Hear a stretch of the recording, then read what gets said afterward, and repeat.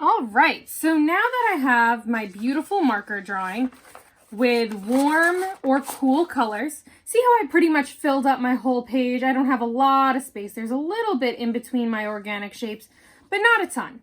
So now what I'm going to do is I have this bowl of water and I have a paintbrush, and I'm just going to take my brush, and I'm not going to brush it against my page, but I'm just going to tap it so that water gets on my artwork. And what this is going to do, you don't want to put too much water on, because if we put a ton of water on, our paper is going to get soggy and turn to mush. But what this is going to do is it's going to start turning our artwork into the abstract color fields that Helen Frankenthaler has. So we're just going to splat a little water on gently. We're not flicking our brushes because that gets water on other people and ourselves. We're just gently tapping the water. And we're just going to let the water do its magic.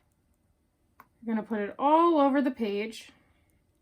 And then once you've done this, you can take your brush and make sure you brush it against the edge of your bowl. You don't want too much water. You're just going to brush a little bit around the edges of some of your shapes. Just a little bit of water, not too much. Again, we don't want our pages to get soggy. Maybe in areas where we have overlapping color. And what this is doing is it's turning our markers into watercolor.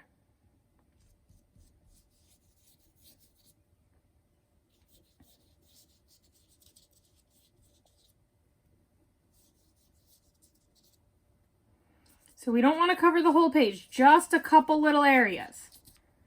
And just like that, I think that I'm done. I want a little bit over here. But otherwise, I think my artwork is pretty much complete. See how I left a lot of areas of color that don't have water on them? That's what you want to do, because if we wet the entire page, all of our color is going to disappear.